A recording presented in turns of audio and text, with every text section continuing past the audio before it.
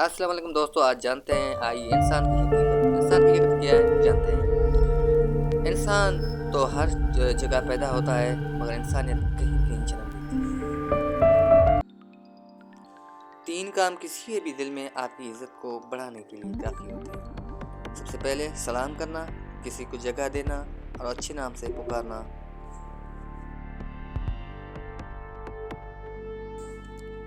شخصیت بن کے جیو، شخص بن کر نہیں، کیونکہ شخص تو خاک ہو جاتے ہیں، شخصیت زندہ باقی رہتی ہے۔ انسانیت وہ چیز ہے جو دشمن کو بھی سہارا دینے پر مجبور کر دیتی ہے، اور احساس وہ چیز ہے جس میں غیروں کا دکھ بھی آپ کو اپنا لگتا ہے۔ انسانیت ایک بہت بڑا اور قیمتی خزانہ ہے، اس کو لباس میں نہیں بلکہ انسانوں میں تلاش کیا جا سکتا ہے۔ پتہ ہے، اس دنیا میں تقریباً ہر انسان چاہتا ہے کہ اس کی بات سننے والا، اس کو سمجھنے والا کوئی ہو، لیکن کسی اور کی بات کو سننا کوئی پسند ہی نہیں کرتا۔ اگر انسان صابر ہو تو اس سے کی گئی ہر زیادتی کا جواب عرش سے آتا ہے۔ پتہ ہے آپ کو، انسان بڑھتے جا رہے ہیں اور انسانیت ختم ہوتی جا رہی ہے۔ اچھے انسان کی پہچان کیا ہے؟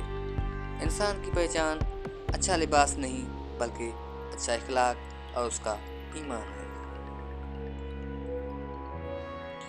اگر کسی کی تکلیف دیکھ کر تمہیں تکلیف ہونے لگے تو سمجھ لینا اللہ کے بنائے ہوئے بہترین انسان ہو تم۔